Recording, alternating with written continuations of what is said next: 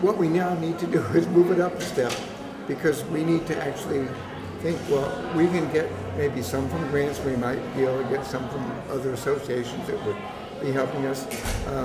We may get some from, from even an elected person or whatnot, but I think we're going to have to do some major asks ourselves, is what I'm thinking.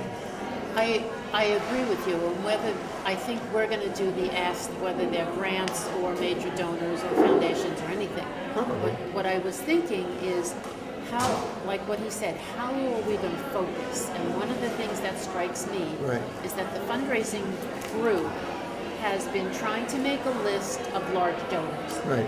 And Well, before we actually made a get list to that point and say, well, how much do we think they can give us? Right. The strategy probably needs to start out with what's our approach to get to these people, rather than concentrating on what's the ask right now what's our entree into these people? How do we make connections with them? How do we build a relationship with them?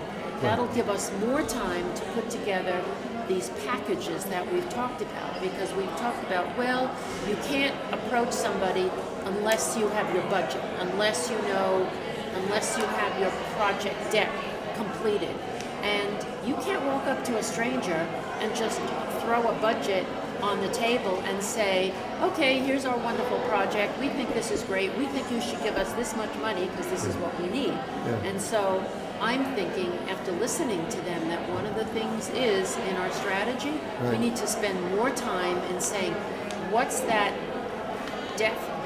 direct connection, or those 2 or 3 degrees of separation, and how do we weave into that and spend some time working on that as part of our first level of strategy. Yeah, I agree. We need to do more of that. So we've already identified some people, but now we've got to follow through. How do we get to the person who knows the person we want to ask? Right. And also, not only that, but what's the thing that's going to attract them? In other words, for somebody like a person who already has adjacent properties, they've got a totally different connection than somebody who just is a benefactor in the county.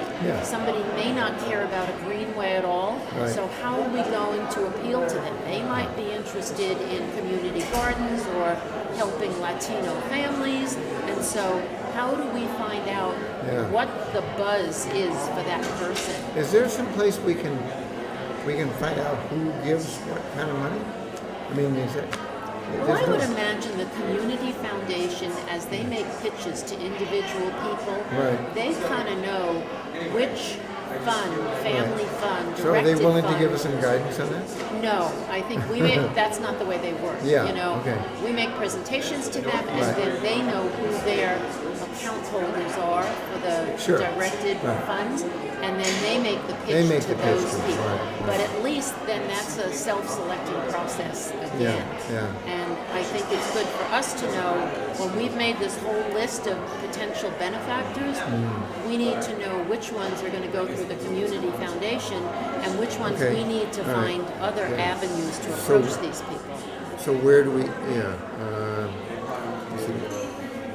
So I think, what path do we send them on, I guess? Right. I think it's sort of like, what's the attraction and what's the avenue of approach?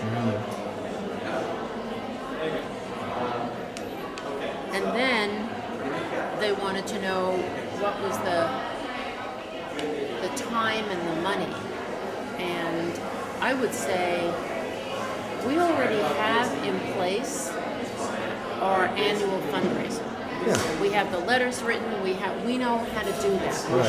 It shouldn't spend a lot of time in the future reinventing that every year. If we have the fulfillment house and we know what the letter looks like, we tweak it a little bit, but we don't spend time on it. What we spend time on now is for the next year or two concentrating on who those donors are, and then the second strategy we have to work out is identifying who these grants and foundations are that we are going to qualify for this next phase, which is the acquisition phase. And I'm hoping that the Rivers Trails and easements group will help us identify some of those people. The conservation group. Right. Yeah. So I think that's something we can put down as a strategy, and then they're going to have to help us figure out how much time we devote and how much money, what the rewards are. Right. I see them helping us with the strategy, with the case statement, and with the methods of how you go to ask for people that have. I mean, if there's somebody. And who, right? Well, I don't know. Don't they have sourcing? Yeah. But and then the other part is the grants. Yeah. Right. I mean, they should know what grants, or should be able to find what grants other Greenways have gotten. Right. Or what's available to them, whether they've gotten it or not. I mean, and then I think the other end is we've got to find out, where are what foundations or what other things. That's a different question for them. And maybe it would be they know that certain Greenways have gotten foundation money, but they don't know which one it is or something like this. They just know that's. I think they do, don't they? I mean, I thought they know on a federal level foundations and grants. I don't know how much, and we'll find out. But if they, what I'm saying is, I asked the director, is there going to be, is there something that you can do to get us headed in the right direction as to which grants do we want to do, and where are the foundations and places where we might be able to get some. It might even be federal. What did they say? They said they should be able to do that because good. All right. I mean that's part of the reason we want to have them do the connection. Okay. So. So the last part of this is we're supposed to talk about the next steps. Yeah. So I think we've kind of identified them. Yeah. Our fundraising group has to focus more on large donors and build the strategies for doing that. And then we need to work with the new grant we're getting from National Park Service to help us build those strategies and do identification and figure out budgeting and time and money. Right? And then we just continue. Should that be our goal for the year? I think it's probably what we need to work on most. Because we probably should go back and look at that goal that we did for fundraising and see if this is even included in there. Right. Well, the thing is that we also have to decide, are we going to make presentations to people who we're going to ask for some money for the acquisition? Or are we going to also say, there's a lot more ahead? Do we need to... Well, part of the strategy would be what is the package? And how is it going to be phased? And are we going to lay it out so that people have choices and say, well, I want to do a legacy, so I'm going to build the kids' playground. Exactly. Or I want to put the money towards the endowment. I want my name on something or other, The naming rights. So I think part of the strategy is going to have to be, how do we phase in what our fundraising goals are for the next 20 goals. years? Yeah, right, exactly. Yeah. Because you don't want to go to, a couple of the really big potential donors and say we want $10 million because that's what it's going to cost to buy this place. Right. I mean, it's got to be. I don't know. We want to make sure that they're aware of a larger amount. I would love to hear your thoughts on collaborative fundraising. I think that we're all in positions where we know that none of our organizations could accomplish the bigger, greater goal that we're working towards alone. And yet we're positioned to feel like we have to be scrambling for limited funds. And so it sets us up to not be living in our values of the importance of biological and cultural diversity and knowing that we need all of those elements in right relationship. That's what we're doing. That's why we're doing what we're doing. So how do we say to organizations, how do we make this radical step of, right, we're co-fundraising, or maybe there's several organizations doing that. And I'm just curious, maybe case studies that you can share. You just did a workshop last week when we before. Yeah, I think it's a great topic, and I haven't been able to find a lot of good resources on it. I mean, I think the shorthand about that is it requires a high level of trust and communication between your different organizations. So really coming to really doing a lot of groundwork about why are you going to why are you fundraising together? What do you each bring to this collaborative fundraising effort, and what do you each need out of that fundraising effort. We often call it the give-get ratio. Like, you know, each organization is probably going to have a different, slightly different give-get ratio. But, so I think it's a great idea, and I would think it's probably appealing to many funders, but I think it requires time and a high level of trust to do it.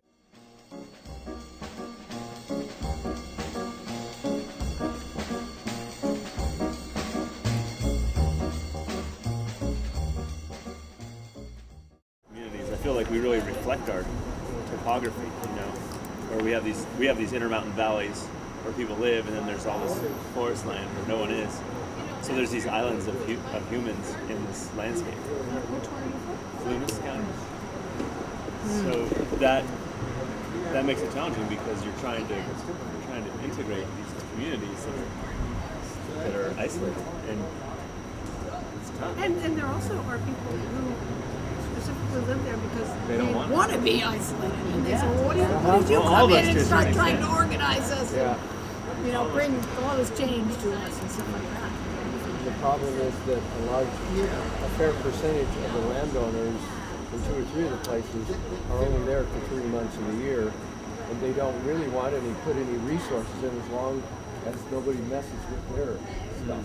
So they're not supporting the schools, they're not supporting anything that would be a benefit outside of the boundaries of wherever, that most of them live in country clubs and golf clubs, and as long as nobody causes a fire. Also, do you have a great big retired community? I don't know, not necessarily retired, it's summer. Vacation. Oh, I see.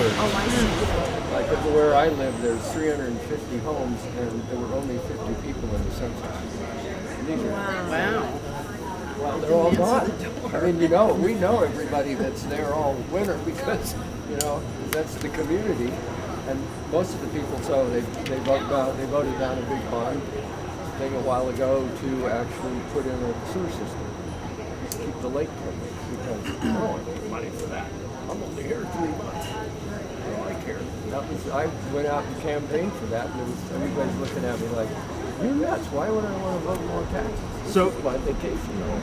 So not to interrupt, but he was saying we really should focus on the positive instead of the barriers, right? Sorry. So we talked about some of the barriers, and we chose this topic, like, to summarize, because we operate in rural communities, right? Mainly. And because it's down there. Yeah, it is. It's very true. I feel like a positive is that there's often a smaller community. We can say a lot of like barriers to that, but often there's a lot more key people, and then the degrees of separation is a lot further away. So some of the benefits are There's a lot more able to have a lot more connections and personal connections with people or potential donors, potential partners. Potential government people as well. I've done a lot of case statements, and when you said that you wanted to talk about that, I'd be happy to talk about that. Yeah, I do, because we've got to have that ready to go when we're ready. But back to this topic just for a second. I think I was just wondering if when you mentioned that you had gone over to the Land Trust and looked at their database. No, I haven't yet. I just got invited to yesterday. Oh, I see. I think what you would probably be seeing is what Hannah is referring to. I think so. Which is access to the Foundation Center database. Foundation. Yeah, and there's the Foundation Center that I'm aware of is actually a physical place, and it's in San Francisco. It's at Sutter and Grant, and they have a library that includes information and annual reports. Fundraising for social change, but That sounds like you, right? yeah, that sounds well, I'm just trying to find volunteers. Some interesting, getting people that sign up and say yes, we're going to do it. Our biggest thing is we plant street trees in Richmond, and we can't get people to say yes, I want a street tree. And all they have to do is water it. It's not like you have to do we do tree care for the first 2 years of the trees. But people, they're messy, they're this, they're that. Even though we tell them, studies show that trees will increase your property value by 15%, trees will reduce crime, trees will slow down people driving. I can name 20 things that trees will do. And then, no, don't want them. You know how in recycling, there's there's this idea of, this is in the book called, I think called Switch by Dan and Chip Heath. And they talk about how does change happen in communities or in communities, how does change happen? So change happens when people know what to do, when they're motivated to change. So when they're motivated to change, they know what to do, and the systems make it easy for them to change. So when you think about recycling, and in California, you guys were probably on the cutting edge of that, but at least in my neighborhood, 20 years ago, I knew what I was supposed to be doing. I knew to recycle. I wanted to recycle, but it was a hassle for me, right? So I didn't do it that consistently because I had to bag up all the, you guys are old enough to remember this, you bagged everything up and you went to the parking lot of the school and you had to dump it, put it in the dumpster, and right? But now, and so I did it sometimes, but not consistently. But now that the recycling, it comes to my street through Public Works, it's easy to do. So many more people are recycling because the system made it easy. So I don't know how that translates to what you're thinking about, but you're already saying people know, they're getting the information. Well, it sounds like you've got a motivation issue and possibly a how is this easy for me to do? We think we bypassed the how to make it get done because it is city property. Yeah. And the city of Palo Alto has actually have this. They're sending out letters to homeowners and saying, we're planting trees on your block and we're putting these trees in. Now Richmond has an excellent street tree booklet that says these are the trees if you want evergreen or if you want, deciduous, trees that can go under power lines, trees that don't, colored, trees with full colored foliage. I mean, we have, lots of different varieties to choose from. So, I was the person who said, yes, I'd love to have a tree. I want an evergreen. I don't want to have all the leaves to clean up. That's just not what I want to do. Those two, oh nice. Those two were focused on farm to school efforts. So I believe UEPI does farm to preschool, and then CAF focuses on more farm to school. CAF also does in Sonoma County. It's farm to institute, so it's also like prisons, hospitals, elderly homes, schools. Oh, I didn't actually know that. Yeah, so it's a lot of different things that like farm to fork can cover, but it's really like, how can they engage with community? How can they do policy systems and environment change? So some of it is like school wellness policies. Like we were down in LA working with Los Angeles, the school department and the County of Education, and helping them work together and how they can build their wellness policies. Okay, yeah. Find out about that. Cool.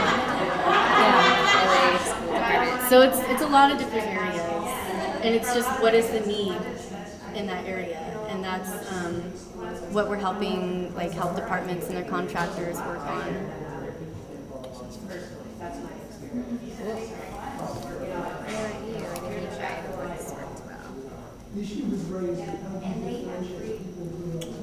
Well, those protocols I talked about really helped, and we have credibility because of access to professional sources. Part of our membership, as I said, consists of public health departments. We've also got scientists like from NRDC and the Union of Concerned Scientists. So we that level of qualitative, quantitative, scientific base really helps. It can't just be engaged activists, street credibility. We to make our point and to interact with the decision makers, we really need to be well informed and be able to challenge some of these things, both legally and scientifically and health-wise. And we need access to the studies to make our points. And so we've found that really helps, and it's taken a while. But I think also we're such an unusual collaboration, that we try to encompass the economic arguments as well. We want good jobs for our the communities that we're involved with. So we try to build, and we've taken. I think we surprised some of our agencies. You know, they've come to us to, although we're frequently in a pitted as antagonists, sometimes they've come to us to gain our support. You know, because industry is attacking them, and we want them to be more involved in terms of enforcing existing regulations. You want to gauge their interest, you want to gauge their time and their capacity, and just cultivate that part, right? Because a lot of times we get in the mode of like, oh my god, I need the money right now, but it's scary because if you just ask, you don't want to turn them off. So I think you just have to be like, let's get to know that person. Like, let's see if they can get involved. Like, think about, are there opportunities in your work where you can get people involved? Like, are there volunteer days that you have? Are there other events where you can start to bring those people into your network and see what their level of interest, what their capacity, what their background is? Right. That's a good advice, but we have a couple of donors that just two major donors, and they don't necessarily live in Tahoe. And every time I've tried to involve them in anything, they don't want to do anything. And they don't want to plan, they don't want to come to an event, they don't want to do anything with us. The only thing that they have wanted is for us to come plant a couple of trees in their yard. And even they were not there because they don't live there, it's their vacation house. So it's really hard to make a relationship with them because they don't have time or desire to meet. Yeah, so I guess that's like the difference, right? Yeah. Like, it sounds like the parents might have more potential to get involved because they want to do something with their children, whereas like you have to kind of know your donor. Like if they're out of town, they don't live in town. That's the problem. A lot of families give to their individual schools, but we're an organization that supports schools throughout Sonoma County. So that's sort of, it can be an impediment too, right? Because that's the question they ask. They say like, oh, No. you don't only support this school? Or Well, I'm just from my own experience, you know, I tend to give a lot of money to the schools that my kids are at, and would probably be, and it's terrible to say, but be less likely to give it to an organization. I'd be wanting to direct my money more in an organization that is sort of generally providing background support to a lot of seminars. I think there are people who out there who will support it, but I don't know if it's the parents of the schools. I mean, you would have to find those parents who have enough to give above and beyond what they already give to that particular school. Also, the thing, these work parties are an interesting idea, and they never pan out. You know, for some reason, work parties are really hard to pull together, especially as a fundraising mechanism. Well, it doesn't have to be necessarily like a work party. Like I was just trying to think of like things that you already are doing, Right. or potentially something that could like a community dinner at one of your gardens. That's what I kind of think we need to start working towards, is like more of something celebratory that involves exactly no work on their part, you know, exactly. They show up, we treat them to something sweet and special, show them pictures of cute shining faces, you know, with a bunch of carrots or whatever it is. But it's a little bit, garden tours, I don't even know if they'd be interested in garden tours. You did it well, I think. Yeah, and you film the weekend, bring your kids, taste some of the things. I mean, they do every day that. Oh, I can't have anybody taste anything outside of class because I don't have enough. There's never enough, you know. I mean, if I had a production garden, that would be different, but you know, everybody gets one bite, you know, like, so we cut up, every class gets like one cucumber, you know. Is there a tie-in to the food action plan, food security? Yeah, we're actually partnered. A few small news sources, but you know, I'm getting more because you know, Rose finding all the organizations that I'm really interested in just keeping up. But I can scroll through really quickly and then just see, oh, here's this new research article on, you know, genetic things for breast cancer, you know, and I can, but I don't think I, you know, follow that many, but it's just like, I mean, I find it more crazy than email because, you know, Twitter, because it's so much stuff. Yeah. And, you know, and then some people post like 5 million things in one day. Yeah. Yeah, I try to like limit retweets because, you know, I don't want 10 different retweets from an organization, but yeah, it's hard to, but I think, you know, it has changed my I look at the headlines and then I decide, I only click on a few that I actually want to read. Whereas before, you're kind of scrolling through. And then Instagram, I don't know because Instagram is its own beast. It's okay. But I think, like you're saying, I mean, my 19-year-old niece, that's what she's using Instagram and Twitter. Maybe you'll post a few pictures on Facebook. Yeah. And she's not really engaged in Facebook anymore. Yeah. Instagram is weird. I'm still trying to figure out how you would use that as a nonprofit, because the way my friends use it is not the way I would use it as a working professional. So Okay. Well, yeah. I don't go on Instagram anymore. It's kind of overwhelming. So kind of just getting back to the topic of crowdfunding. I mean, do you think that other than having a specific event or a specific product or specific campaign, that it would work for nonprofit use? I think you have to build some urgency into it. You have to make people be like, oh, I need to give now. So, which is always true in fundraising. Yeah, which is always the urgency. True. Yeah. I mean, even if it's just this is happening in right, or The video, I think, is key. Basically, it's just sharing moments. I think it's any event. Just take a picture or 30-second video. That's. Yeah. So have you used it, or are you thinking about things that that have kind of grabbed you? I've used it for personal use, and I like to take pictures as well. So how did it work? What did you do? Describe that other one. Well, right. The moment I just using it for because I like to take pictures, and so I take, for example, places, buildings, nature, and all that. That's how I use it. But then how have you used it for a campaign in crowdfunding?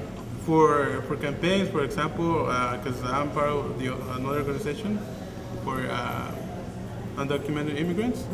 So what we do, we share a 30-second video on what's happening in certain areas, and so we use a lot of Instagram. We also use video stream, like a live streaming, and so with Facebook we do it because we have a lot of people on Facebook. What we do, we share the links, and people they just click and go to either Instagram or they go to US live streaming. And then, but how do they donate money? Oh, okay. For that one, just sharing moments. We're not using it, but the thing is that we are building our audience, and that way. So next time when you're doing a fundraise, then you can ask the audience that you'll. So you're cultivating. The circle, the cultivating. Yeah. You count that as income? Income. No, you count that as income with the offsetting expense. And so that raises your overall value. Yeah, income. Right. And so, they might discount it because it'll be kind of clear that it's an in-kind contribution, but might get their attention if you're showing them a budget that's got $45,000, instead of $5,000. With that information, we wrote that in to report to the accountant to do the taxes. He said no. Taxes are different. Taxes, no. There's different requirements for your audit. There's different requirements. You can count that stuff on your audit, but not on your taxes. But when we post our federal and our state report that that they do, then the numbers are going to be different because we've taken out the in-kind with the offset. Right. It's like an artificial inflation. Yeah, I mean, so there's this movement, right, in the nonprofit world where they're trying to get foundations to accept your 990 filing as the profit and loss statement that's submitted for grant proposals. In that situation, you can't do that. And so that would be a reason that you might want to, you don't want to get an audit because it's too expensive, but you could get a compilation or a review. Those are two stages that a CPA can do for you that doesn't cost as much as an audit.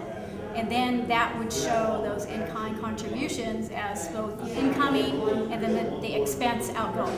And you would suggest putting that on the website? Exactly. Instead of the instead of the 990s, if you have a lot of that in-kind contribution. Yeah, because we you're do. right, you can't put that on your 990. You can, very specific requirements for it, but it's Okay, 990 all right. you can't.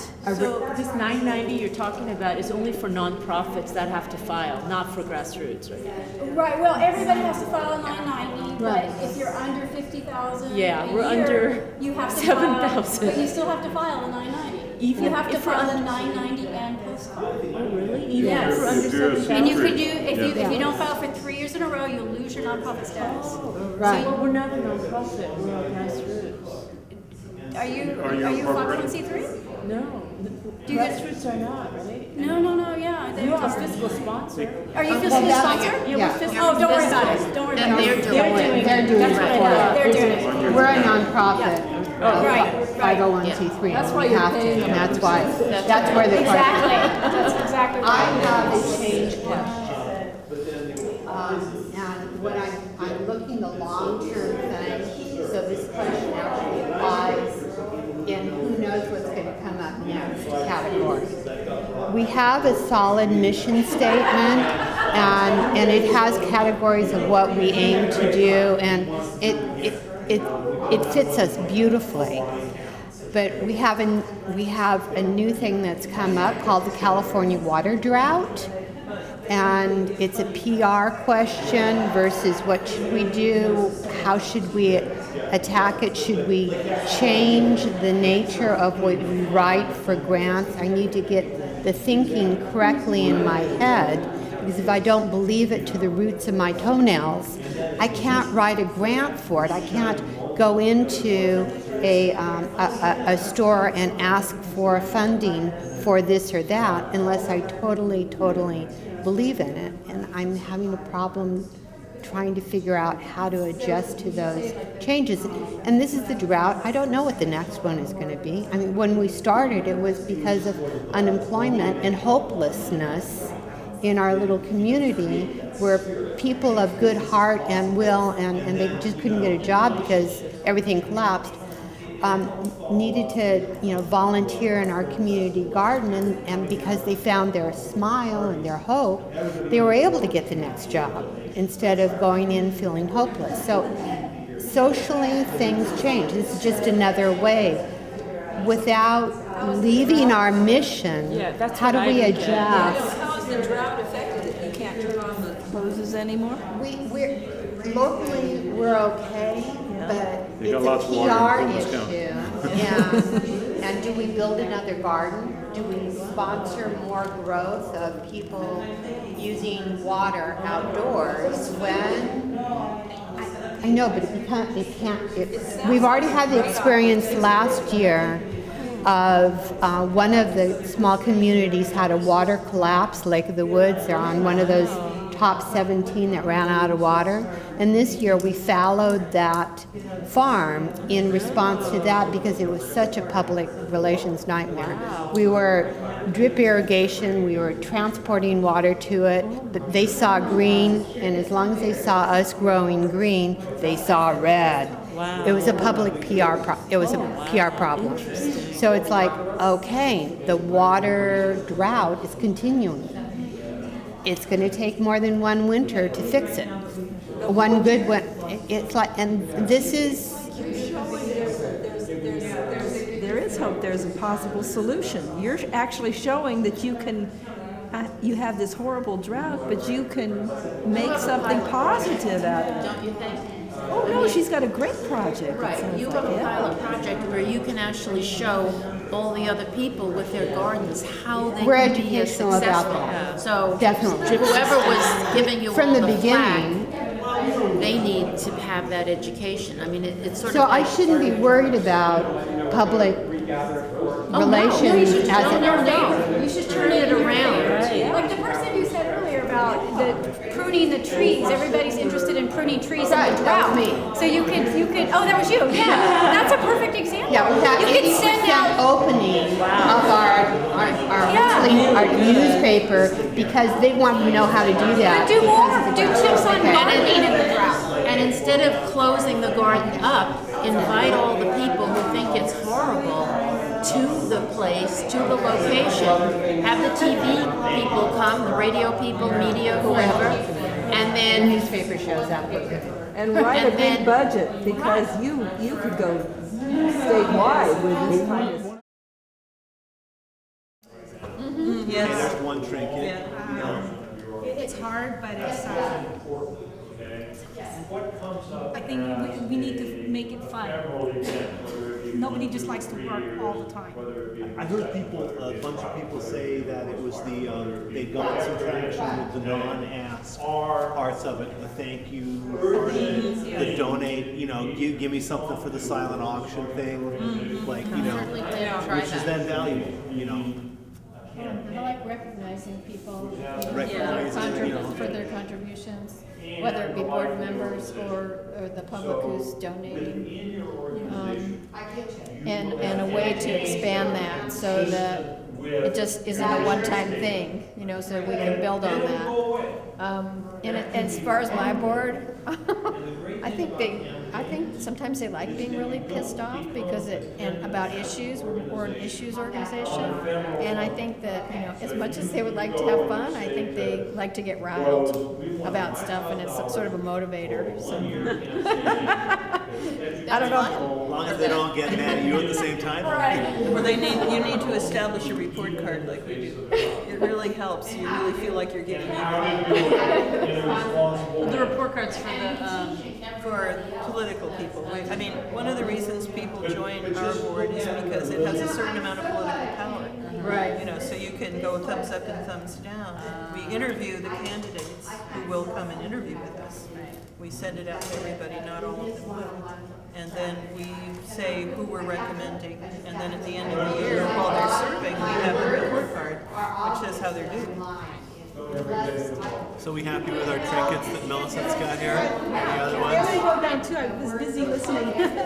Well, I would elaborate on putting the fun back in fundraising, because I really like where you were illustrating of having this really fun, energizing event that created this atmosphere for the board as a body that inspired folks to engage more as a group. It doesn't take a lot of work. That the dessert thing was like a springboard to that kind of energizing, because I haven't really heard that before. Then you get into the I'm gluten-free, I don't eat sugar. I'm vegan. So bring your gluten-free dip and make it taste as good as the other one. Marinated shrimp, it goes over very well. I also feel like we got our programming a little more, our programming was all over the map for a while. Yeah. Sure, I don't know if it's I still feel like we have to wrap our heads and hands around it. But we had more programming. We have more as a programming and result it's of bringing clearer. on- Yeah. More and clearer programming.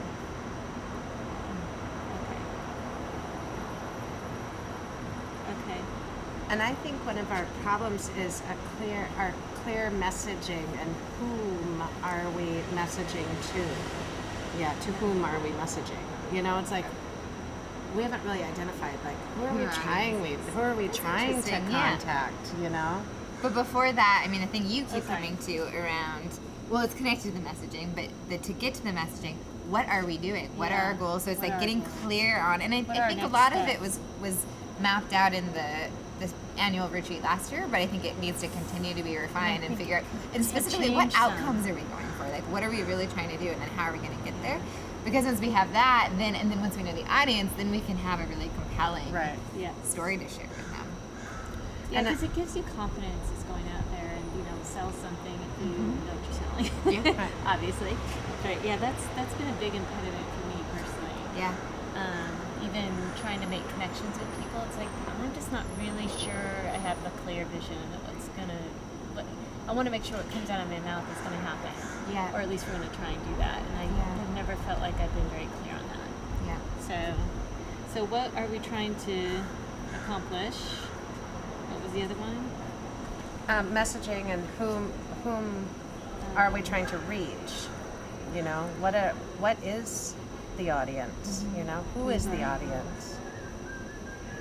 I also think that associated with that is clarifying our successes. We haven't clarified success, really.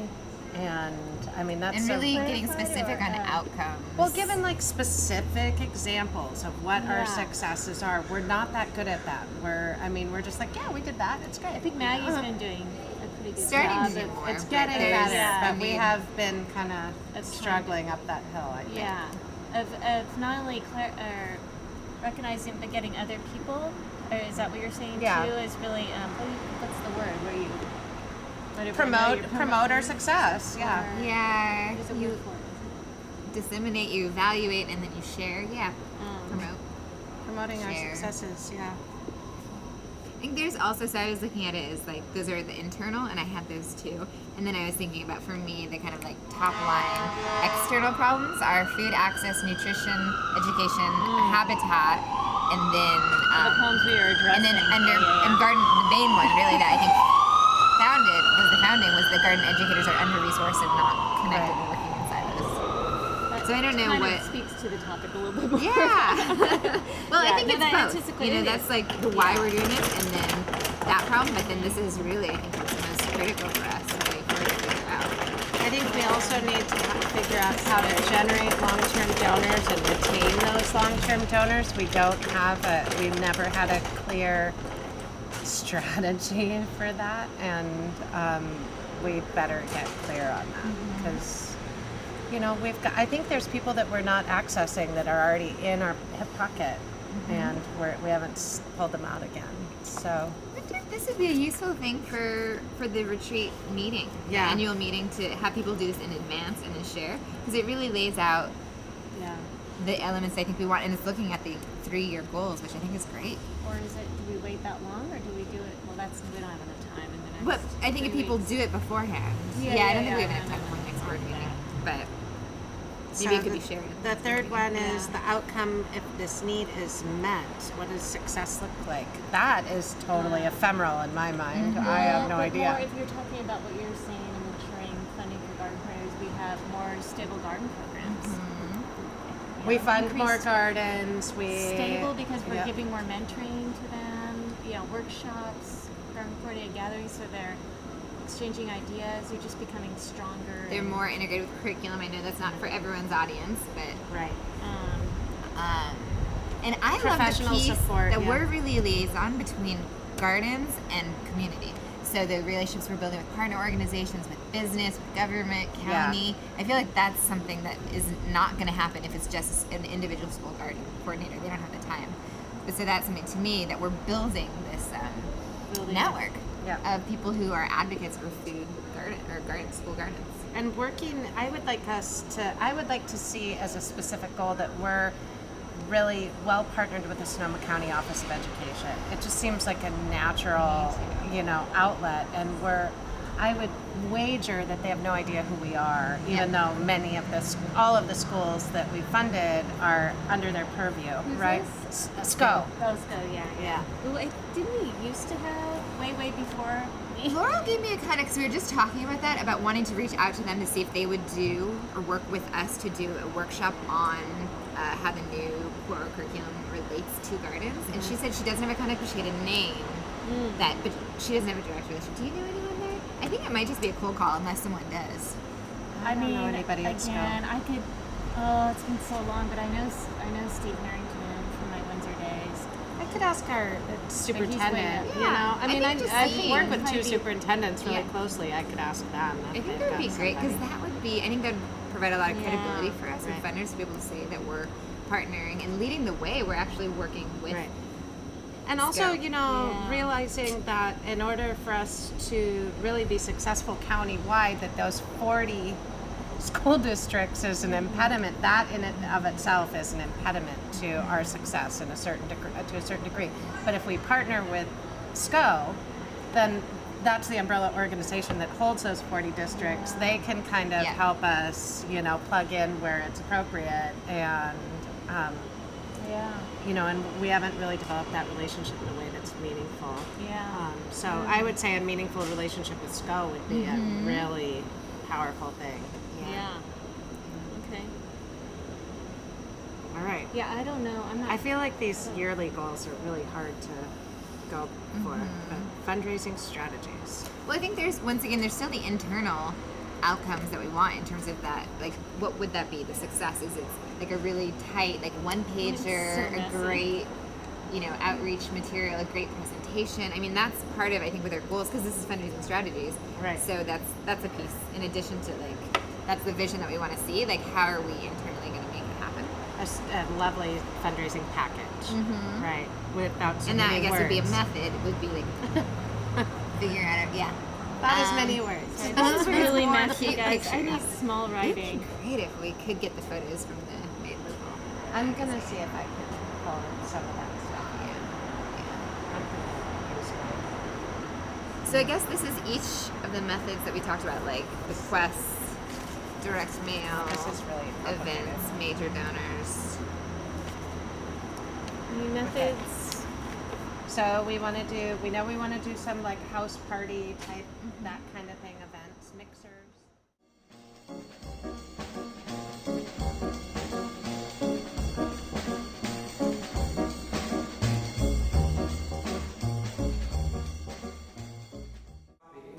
And we're going to send the original to you next week, and then in 3 months we're going to send you your copy so you can just kind of check in and assess your progress for the goals and stuff. So you want to keep it realistic, right? Because you're going to get this back in the mail in 3 months. So keep it realistic. That's right. We're going to check on you. You least expect it. So if you're with a team, if you're a couple of people from an organization, work together on this, and then if you're alone, work on it by yourself.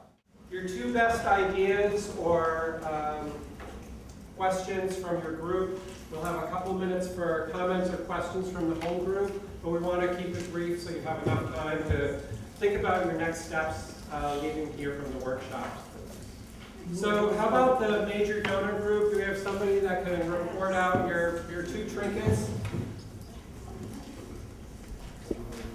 The 2 most important things we learned if you want to get major donors are, first, do your homework. Look at annual reports and boards of other nonprofit organizations in your area, and go to fundraising events and figure out, maybe start with 10 people who give, and then within your group, figure out if anybody has connections to those people. You can use LinkedIn to see that, the software, and so that's a really kind of step-by-step mathematical way that I really like. And another idea is, or another way is, first involve them in another way, like invite them to, or you can even ask people, how would you like to help? In what way would you like to help? So basically, before you try to get them to donate, involve them in a different way. Those are the 2 most best things that I thought of. Great. Anybody have anything to add or any questions that they want to throw out to the full group? Hi, I'm Katie with All in Ocean, and I was in the database group. And I'll keep it really short and simple. Our 2 questions we have: we want a Salesforce workshop, and does anyone know how to use Salesforce? So, if you do, please let us know. Thank you. Just to follow up on that, ICL uses Salesforce, so. Okay. We have it. I use it. I use it. Probably not.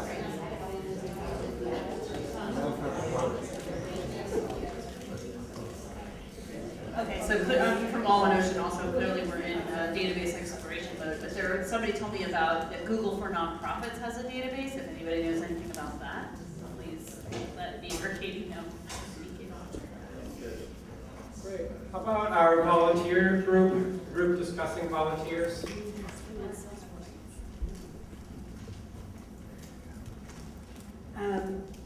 One of the things that we were talking about was floundering, your board starting to flounder and trying to find new volunteers.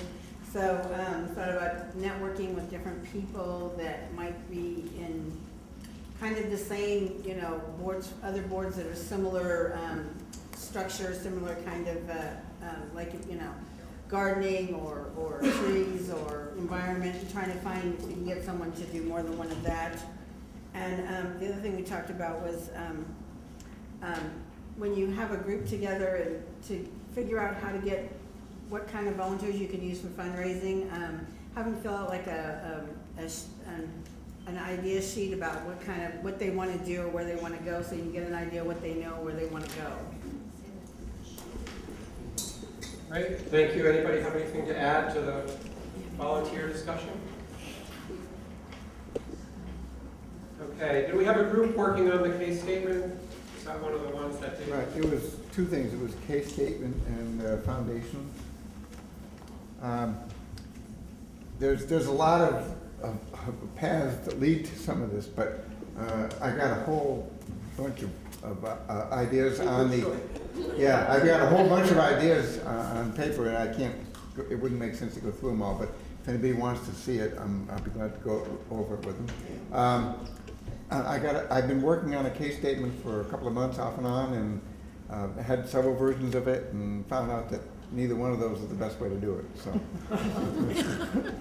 anyhow, that's pretty much it. And there's a lot of foundations, and basically I think what we talked about was that there's a lot of places that you can go locally that you can get some information from that. Last year's Grassroots Fund. Okay. Let's see. Did anybody? I don't think we did the raising money to hire a first staff person. No. Okay. Fundraising in rural areas. I know that group. Good afternoon. My name is Nils Lunder. I work in Plymouth County for the Mountain Meadows Conservancy, Lansing County too. So the common thread that we had with rural communities is there's a lot of barriers, mainly geography and income. So the two main trinkets are finding common concern for diverse groups to build a coalition.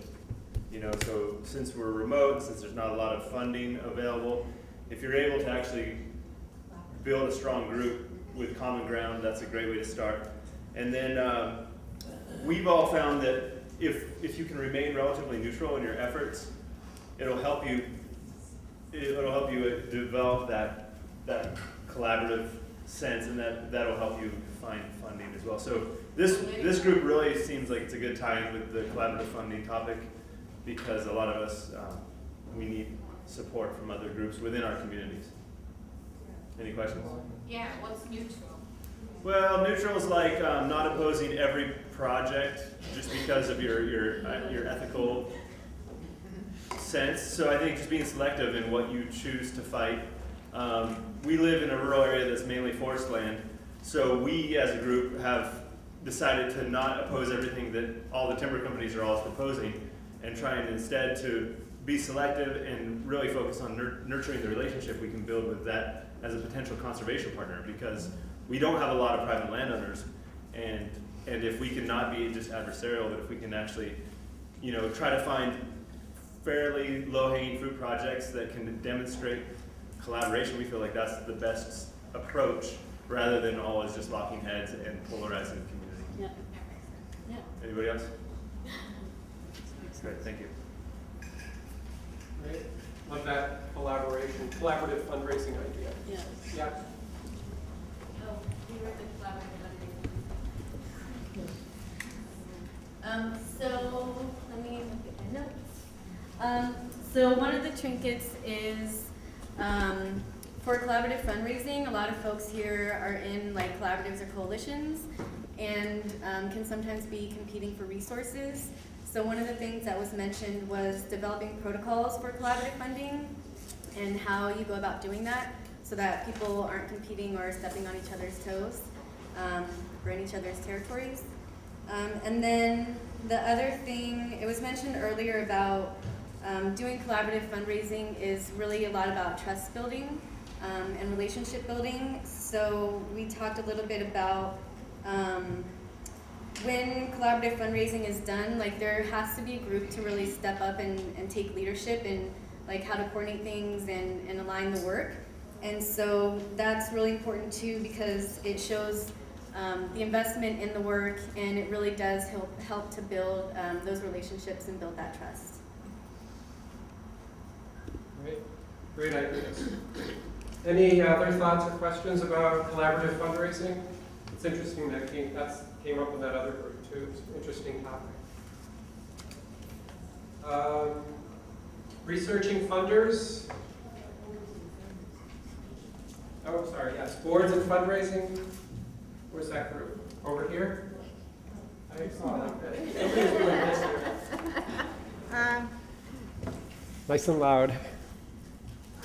The first one was insert the fund in fundraising to energize the board. Think of small little projects that you can engage the board in, and that's just a stepping stone to getting them energized to go after the bigger things. Send a lot of thank yous to all your donors, including the in-kind donations. And then one thing was using peer pressure among the various board members. Work the other board members to be on your side and then get them engaged or get your topic introduced through use of other board members and basically using shame or pressure to get the other board members to go, oh, okay, we need to do that. So I love the idea of finding your allies on the board, right, and using your board members strategically. The shaming is not always the best strategy. I have a question for them. What are some of the fun things that we can do with the board for the funding fundraising? Well, I haven't done one myself, but a couple of ones. Someone said a dessert. Dips and desserts. Dips and desserts where you can, one board member likes to cook. And so they had like a house party where people paid to bring their dessert, and then people paid to vote on the dessert, and then and the dips as well. So they didn't raise a lot of money, but the board and the group that they got invited in this party had a lot of fun, and they started to think, oh well, we could have a wine, or we could have this, and it's just more of a poker tournament kind of thing. Yes. It's also a great way to just develop a sense of community within the board, right? So that's a good way to do